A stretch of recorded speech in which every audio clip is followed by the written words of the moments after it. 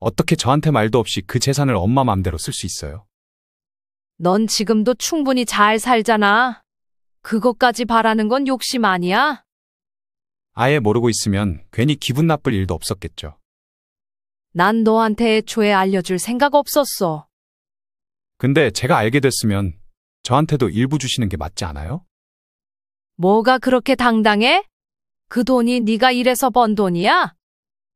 그건 아니지만 엄마 돈이면 솔직히 제 돈이 될 수 있는 거잖아요. 자식들이면 다들 한 번쯤 그런 생각 다 하잖아요. 내가 너한테 재산 주면 네가 그 돈을 소중하게 대했겠어? 그렇게 쉽게 돈이 생기면 너는 분명 게을러졌을 거야. 좀 더 일찍 회사 그만두고 편하게 살 수 있었겠죠. 그게 좋은 게 아니래도. 아무튼 이미 다 써버려서 남은 건 내 노후 자금뿐이니 더 이상 나한테 재산 얘기는 하지 마라. 기부한 거 다시 돌려받을 순 없는 거예요? 아니면 일부만이라도? 얘가 정말 그게 가능한지도 모르겠지만 그럴 생각도 없다. 기부한 지 얼마 안 됐으면 제가 찾아가서 말해볼게요. 엄마도 같이 가주세요. 그럴 생각 없다니까? 엄마, 혹시 추석 때 저희가 처가에만 내려가서 그런 거예요? 그건 다 이유가 있어서였잖아요. 이유? 무슨 이유가 있었길래 거리도 비슷한데 우리 집은 안 오고 처가에만 간 건데? 처가댁만 잠깐 들리고 여행 가는 게 네가 말하는 그 이유야? 와이프가 하도 주장을 강하게 해서 어쩔 수 없었어요. 그놈의 와이프 타령은 그만 좀 해라. 그냥 네 마음이 그런 거야. 엄마는 제가 아내랑 사이가 안 좋기를 바라세요? 적어도 네 와이프는 나랑 너 사이가 안 좋기를 바라는 것 같다. 왜 또 말씀을 그렇게 하세요? 내 말이 틀렸니? 됐고, 난 내 결정 물을 생각 없으니까 그만 돌아가라. 방금 대화 속 주인공 71세 정금일 할머니. 그리고 그의 아들 강현성입니다. 아들이 명절 연휴에 여행을 가고 얼마 지나지 않아 정씨 할머니는 가지고 있던 재산을 쓸 것만 남기고 모두 이웃들을 위해 기부했습니다. 정씨는 아들에게 이 사실을 굳이 알리지 않았지만 꽤 큰 돈을 기부했기 때문에 소문이 퍼져 그것이 아들의 귀에까지 들어갔습니다. 아들은 정씨가 재산을 기부했다는 사실을 알게 되자 정씨에게 분노했습니다. 아들은 추석 때도 집에 안 오더니 이때는 불이 나게 정씨의 집을 찾아왔습니다. 이렇게 찾아온 아들이 정씨는 반가울 리 없었습니다. 아들의 환한 얼굴을 보자 정씨도 왜 왔는지 대충 짐작이 갔습니다. 정씨의 예상대로 아들은 정씨에게 왜 재산을 자기와 상의도 없이 맘대로 써버렸냐고 따졌습니다. 엄마, 정말 저 엿먹이려고 그렇게 기부하신 거예요? 아들은 분이 풀리지 않았는지 집으로 돌아가는 정씨 할머니에게 달려와 옆에서 자꾸만 정씨의 의도를 물었습니다. 말 좀 해보세요. 그래도 최근에 엄마한테 잘하려고 제가 신경 많이 쓴 거 엄마도 아시잖아요?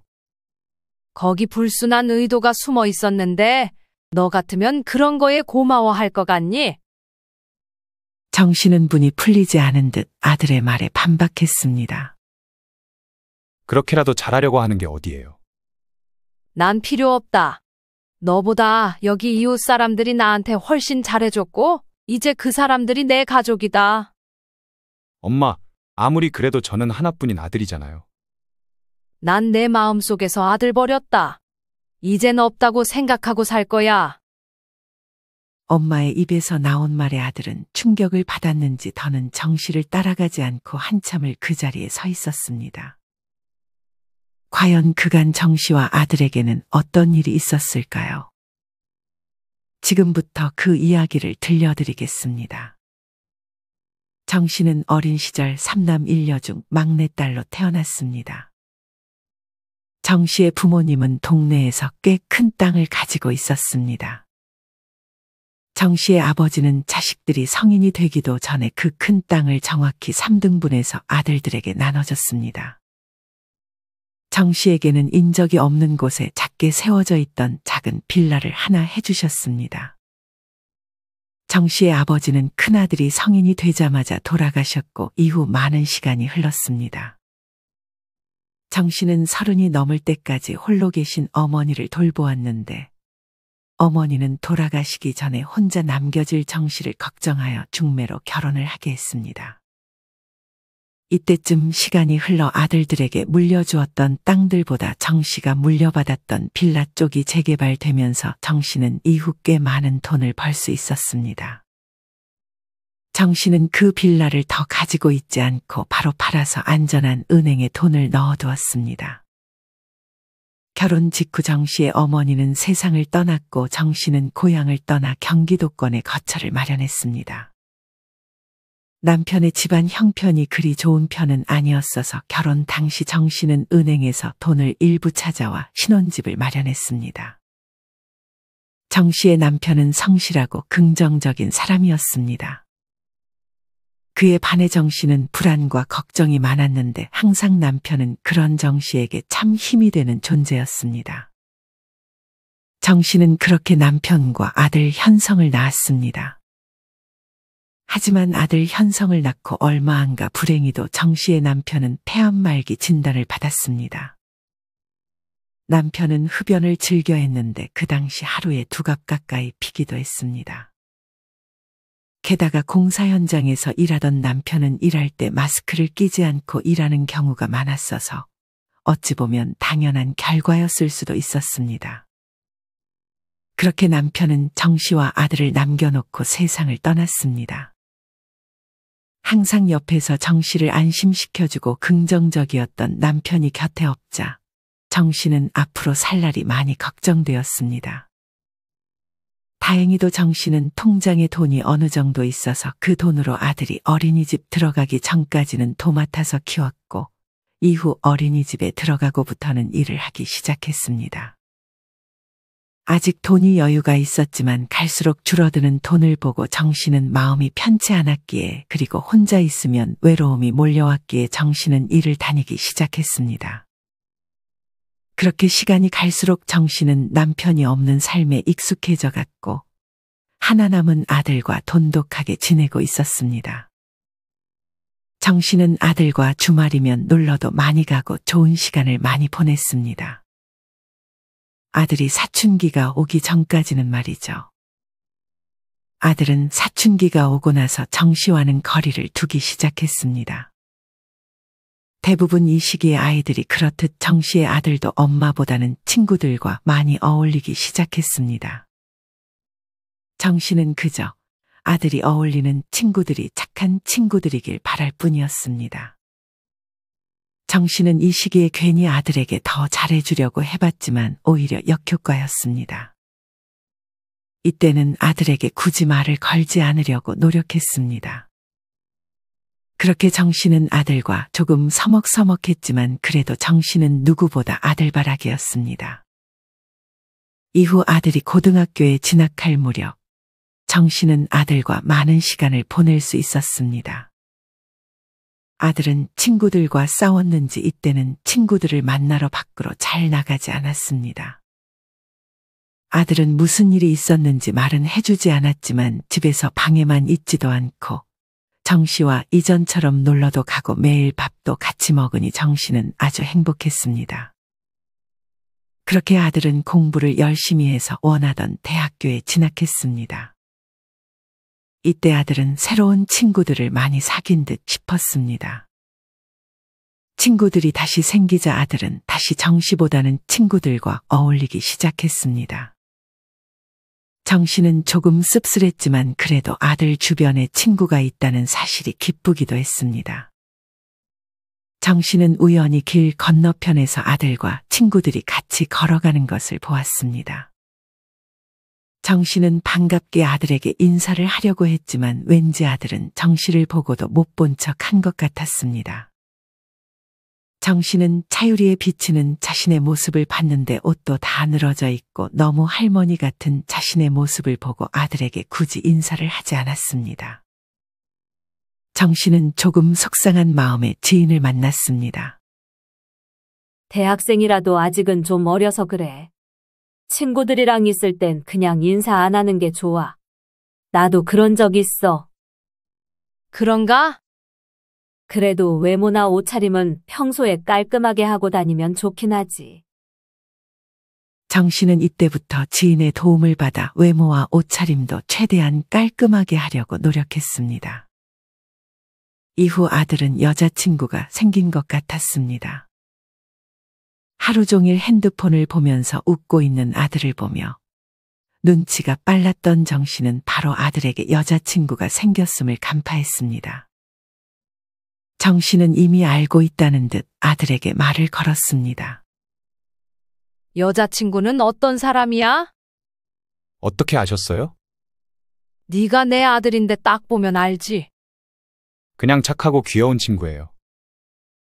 정 씨는 그런 아들을 보며 이젠 여자친구도 사귀고 많이 컸구나 생각했습니다. 아들은 여자친구에게 지극 정성을 다했습니다. 아르바이트로 돈을 벌어 값비싼 선물을 사주기도 하고 많은 시간을 여자친구에게 쏟았습니다. 하루는 이른 아침부터 주방에서 요리를 하는 소리가 들렸습니다. 정 씨는 잠결에 이 시간에 뭐 하냐고 아들에게 물었습니다. 보아하니 아들은 김밥을 만들고 있는 것 같았습니다. 이제껏 집에서 요리는커녕 계란 후라이 한번 해본 적 없는 아이가 어디서 배웠는지 계란 지단도 만들고 김밥을 돌돌 마는 모습을 보니 정 씨는 그저 신기했습니다. 여자친구랑 피크닉 가기로 해서요. 아들은 조금 서툴렀지만 제법 근사한 도시락을 만들었습니다. 아들은 김밥 꼬투리는 남기고 가운데 부분으로만 도시락을 쌌습니다. 정 씨의 아들은 자기가 조금 늦었다며 정 씨에게 뒷정리를 부탁했습니다. 정 씨는 아들이 남긴 김밥 꼬투리 부분을 하나 집어먹으며 뒷정리를 했습니다. 참 맛있게 잘도 만들었는지 정 씨는 아들이 남긴 김밥 꼬투리 부분으로 아침을 때웠습니다.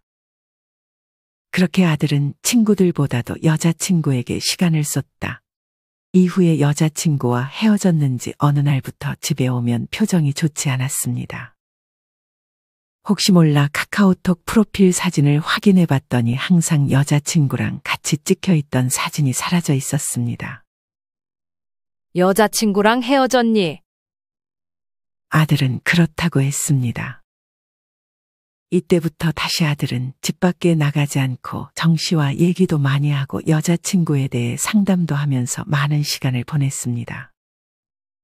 아들은 힘든 상황에서는 항상 정 씨를 찾았는데 정 씨는 아들이 힘들 때마다 자신에게 말해주니 아들에게 등대 같은 역할이 된 것 같아 기분이 좋았습니다. 시간이 흘러 아들은 어느덧 취직을 했고 새로운 여자친구를 사귀어 결혼식을 앞두고 있었습니다. 정 씨는 아들이 결혼을 하면 가정에 많은 시간을 쏟을 것이라 예상하고 미리 아들은 결혼하면 남이다라고 생각하기 위해 애썼습니다. 이렇게 생각하게 된 계기는 미리 아들을 결혼시킨 지인의 영향이 컸습니다. 결혼하면 남이니까 각오 단단히 하는 게 좋아. 아들의 결혼식 일정이 잡히자마자 지인은 정 씨에게 조언했습니다. 그래도 설마 그렇게까지 멀어지겠어? 나도 그렇게 생각했었다니까. 너 아들이랑 굉장히 가깝게 지내지 않았어? 니네 아들은 사춘기도 없었잖아. 그러니 나는 얼마나 많은 배신감이 들었겠어? 근데 지금은 그냥 내려놨어. 그걸 어떻게 버텼어? 그냥 내 삶에 집중했지. 취미에 집중하니까 괜찮아지더라고. 그러니까 언니도 얼른 취미 하나 만들어. 안 그럼 마음고생 심하게 한다니까. 하지만 아직 닥치지 않은 상황이라 정 씨는 지인의 말을 그렇게까지 귀담아 듣지 않았습니다. 그렇게 아들은 결혼식을 올렸고 지인의 말대로 아들은 결혼을 하고 정 씨에게 먼저 연락 한 번 오지 않았습니다. 그나마 정 씨가 전화를 하고 나면 그제서야 가벼운 안부를 주고받을 수 있었습니다. 이후 그래도 아들은 회사 일이 잘 풀리지 않을 때나 아내랑 트러블이 있을 때면 정 씨의 집에 찾아와 정 씨와 술을 마시며 힘든 점들을 토로했습니다. 정 씨는 아들이 힘들 때가 돼야 아들의 얼굴을 볼 수 있었습니다. 정 씨는 아들을 보는 것이 기쁘고 아들이 자기에게 기대는 게 좋긴 했지만 그것 때문에 아들이 힘들기를 바랄 수도 없었고 이때는 그냥 아들 얼굴을 안 보는 게 오히려 좋다고 생각하기도 했습니다. 정 씨의 집은 아들의 집에서 차로 30분 정도의 거리에 위치해 있었습니다. 멀다면 멀고 가깝다면 가까운 거리였습니다. 이맘쯤 정 씨와 아들의 사이에 조금씩 금이 가기 시작했습니다. 이유는 바로 미국에 있던 사돈네의 귀국이었습니다. 사돈네가 돈이 많고 넉넉한 집안이라 미국에서 살았던 것은 아니었고 사돈네의 큰아들이 미국에서 사업을 해보고 싶다길래 따라갔는데 속된 말로 큰아들의 사업이 망해서 다시 귀국을 한 것이었습니다. 큰아들은 미련이 남았는지 그냥 미국에 남아 있었고 남은 가족들, 사돈네와 큰아들의 아내, 자식들만 들어왔습니다. 사돈 식구들은 같이 살았는데 아들의 집에서 정씨네와 마찬가지로 차로 30분 정도 떨어져 있는 곳에 월세로 거처를 마련했습니다. 그간 얼굴을 자주 못 본 게 한이 됐는지, 오빠 없이 남겨진 가족들이 걱정됐는지, 며느리는 이때부터 아들과 함께 사돈의 집에 자주 방문하기 시작했습니다. 아들은 사돈네가 귀국하고 자주 처갓댁에 가 있는 것 같았습니다. 정 씨가 전화를 자주 한 것도 아니었는데 뭐 하냐고 연락할 때마다 아들은 처가댁에 있다고 말했습니다. 정연이가 아무래도 남겨진 부모님과 아이들이 좀 걱정되나 봐요. 와서 살림도 도와주고 아이들도 봐주고 싶대요. 아이고, 그래. 힘들면 그렇게 돕고 살아야지. 이때까지만 해도 정 씨는 그런 아들이 자라고 있다고 생각을 했습니다. 이후 정 씨의 생일이 다가왔습니다. 아들은 정 씨의 생일이면 항상 정 씨의 집에 와서 미역국을 끓여주고 밥을 같이 먹었습니다. 어떨 때는 며느리와 함께 오기도 하고 혼자 오기도 했는데 이번 정 씨의 생일은 혼자 방문하겠다고 했습니다. 내신 며느리도 보고 싶었지만 아들이라도 와주니 정 씨는 그저 기뻤습니다. 정 씨는 생일 당일 점심에는 지인을 만났다가 저녁이 되기 전에 일찍이 집에 와 쉬고 있었습니다. 이날 점심을 부실하게 먹었는지 저녁이 되기 전부터 배가 좀 고팠습니다.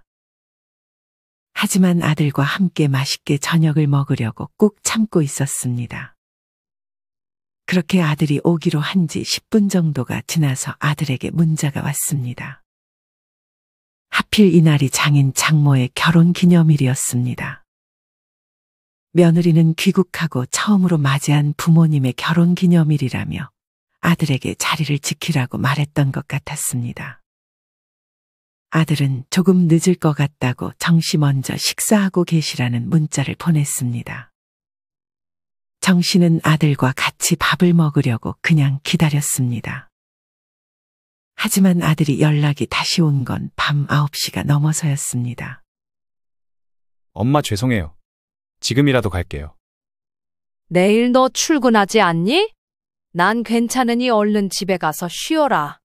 여기 왔다 밥 먹고 가면 12시 되겠다. 아들은 잠깐 망설이더니 죄송하다며 내일 가겠다고 정 씨에게 말했습니다. 정 씨는 아들과 통화가 끝나고 나서야 뒤늦게 냉장고에서 반찬 한두 가지를 꺼내 배를 채웠습니다. 다음 날 아들은 바빴는지 연락이 잘 되지 않았습니다. 정 씨는 그냥 혼자 미역국을 끓여 하루 늦은 생일을 축하했습니다. 사돈네가 귀국하고 나서 아들은 전보다도 정 씨의 집에 방문하는 빈도가 낮아졌습니다. 정 씨는 명절이 돼서야 아들을 볼 수 있었습니다.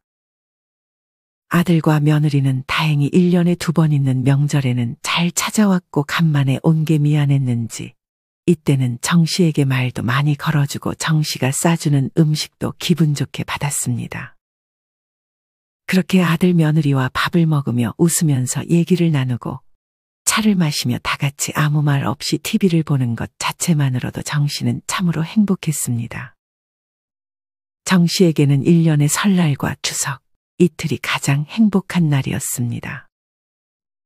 하지만 문제는 그 다음 명절 때부터였습니다. 사돈네는 명절상을 차리지 않다가 이듬해부터 명절상을 차리기 시작했습니다. 이때부터 아들과 며느리는 정 씨의 집에 먼저 들렸다가 처가댁에 방문했는데 밥은 처가댁에 가서 먹을 거라며 정 씨의 집에서는 밥을 먹지 않았습니다. 많이 차렸는데 여기서도 먹고 가지 그래. 장모님이 제가 밥을 잘 안 먹으면 서운해 하셔서요. 정 씨는 아들의 말에 서운하긴 했지만 그래도 오는 게 어디냐고 생각했습니다. 그렇게 아들과 며느리는 앉아서 차를 한 잔 마시고 얼마 시간이 되지도 않아 자리에서 일어섰습니다. 벌써 가게? 과일이라도 먹고 가지. 거기 10시까지는 가봐야 해서요. 저희도 슬슬 배고프기도 하고. 저기 떡이랑 뭐 좀 싸줄게. 괜찮아요. 아마 장모님 댁에서도 많이 싸줄 것 같아서 그거 저희 다 못 먹어요. 정 씨는 뭐라도 손에 쥐어주고 싶었지만 아들은 그런 정 씨의 속도 모른 채 거절하기 바빴습니다. 그렇게 아들과 며느리는 온 지 30분도 되지 않아 정 씨의 집을 떠났습니다. 정 씨는 아들 며느리 주려고 옷도 하나 사뒀는데 깜빡해서 건네지도 못했습니다.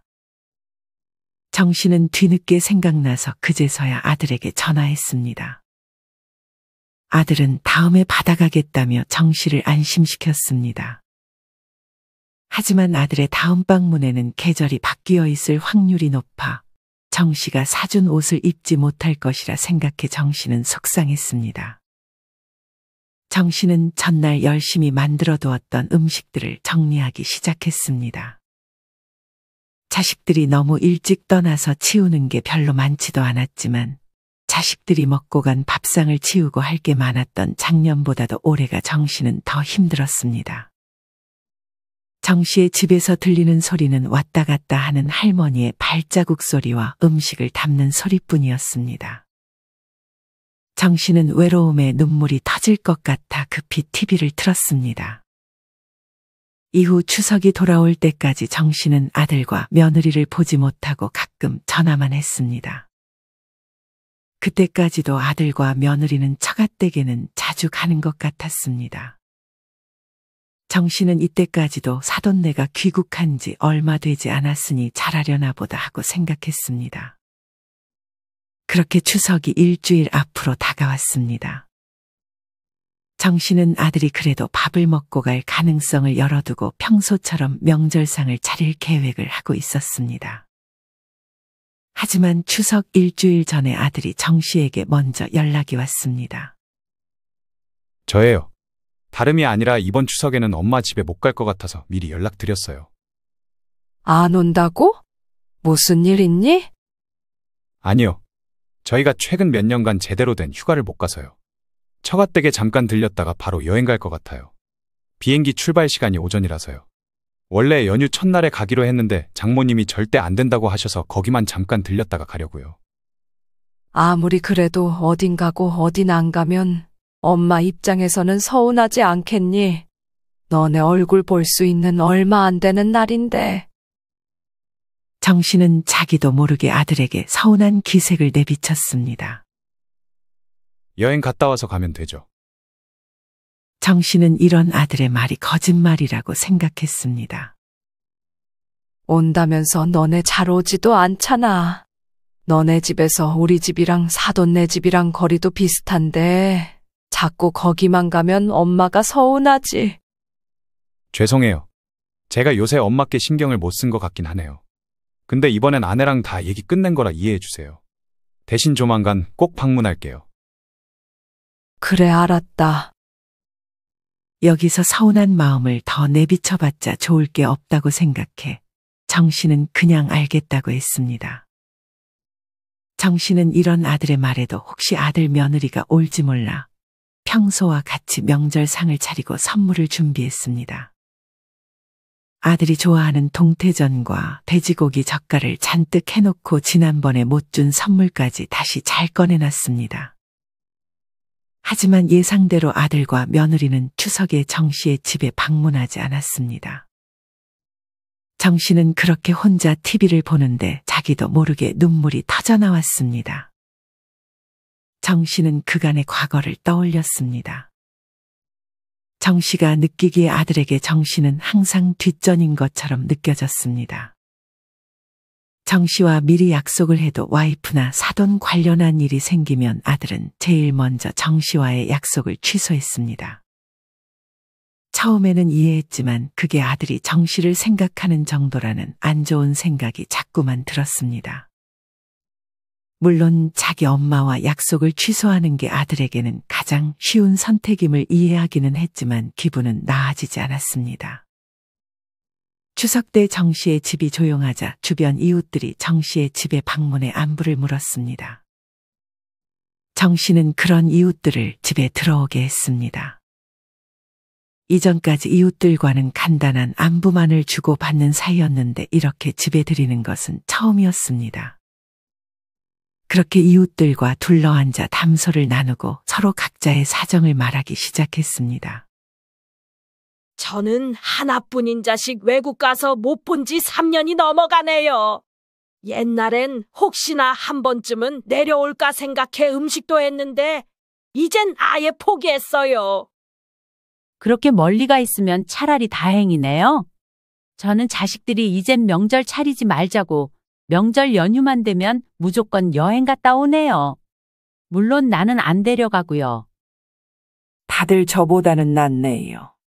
저는 자식이 둘인데 한 놈은 일찍이 병으로 세상에 없고 한 놈은 도박에 빠져 연 끊긴 지 오래예요. 주변 이웃들도 마찬가지로 정 씨처럼 명절에 혼자 있거나 남편과 둘이 지냈고 얘기를 들어보니 정 씨 자신보다도 사정이 딱하기도 했습니다. 정 씨는 아들 며느리 대신 이웃들과 밥을 함께 먹었고 이웃들은 하루 종일 정 씨의 곁을 지켜줬습니다. 귀가하는 이웃들에게 정 씨는 음식을 싸주기도 했고 이날 이후로 정 씨는 이웃들과 끈끈함이 생겼습니다. 이후 정 씨는 이웃들과 자주 만나 더욱 친해졌습니다. 다행히 이 중에 자랑을 하는 사람은 없었고 누구를 뒷담화하는 사람도 없었습니다. 정 씨는 이웃들과 가까워지면서 외로움이 크게 줄었습니다. 명절에 음식을 받은 것이 고마웠는지 서로 반찬도 해다주고 심심하면 말동무도 해주고 같이 운동도 하는 사이가 되었습니다. 물론 정 씨는 혼자만의 시간도 빼놓지 않고 즐겼습니다. 정 씨는 이때부터 아들 며느리에게는 그냥 관심을 끄기로 마음먹었습니다. 하지만 이후 아들이 우연히 정 씨에게 재산이 있다는 사실을 알았습니다. 아들은 이전에 정 씨를 은행에 데려다 준 적이 있었는데 정 씨가 깜빡하고 통장을 두고 내렸던 것이었습니다.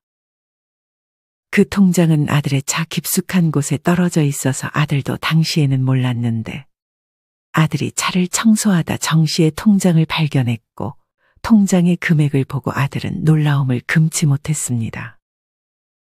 아들이 상상도 못했던 액수가 들어있었기 때문이었습니다. 이 돈은 정 씨가 그때 빌라를 팔고 빼쓰지 않고 거의 그대로 남겨둔 데다 그동안 이자도 붙어서 꽤 큰 금액이었습니다. 정 씨는 최대한 일하다가 최근에 일을 그만두고 조금씩 돈을 빼쓰고 있었습니다. 그리고 이미 다른 통장에다 남은 노후 생활비를 전부 넣어놓아서 그 돈은 사실상 없어도 되는 돈이었습니다. 정 씨는 오래전부터 기부를 하기로 마음먹고 있었습니다. 아들은 이미 돈을 어느 정도 잘 벌고 있고 아들이 정 씨의 재산을 아는 순간 게을러질 것이라 생각해 아들에게 절대 밝히지 않았던 재산이었습니다. 아들은 이 통장을 보자마자 복잡한 마음이 들었습니다. 이 통장의 금액을 보고 다시 엄마에게 잘하려고 하는 것도 참 자신이 생각해도 별로였습니다. 하지만 아들은 자기 자신을 합리화하며 다시 정 씨에게 잘하려는 모습을 보였습니다. 갑자기 정 씨의 집에 자주 가자니까 아내는 협조하지 않았고 아들은 아내에게도 정 씨가 가진 재산에 대한 사실을 밝혔습니다. 사람은 참 간사했습니다. 며느리도 그 재산을 알자마자 아들과 정 씨의 집에 또 자주 찾아오기 시작했습니다. 정 씨는 갑자기 자기 집에 잘 찾아오고 며느리가 집안일도 도와주기 시작하자 의아했습니다. 원래 며느리는 정 씨의 집에 오면 엉덩이를 딱 붙이고 앉아만 있었기 때문이었습니다. 이런 아들 며느리의 행동 변화를 느꼈는지 정 씨가 며느리에게 안부를 물었습니다.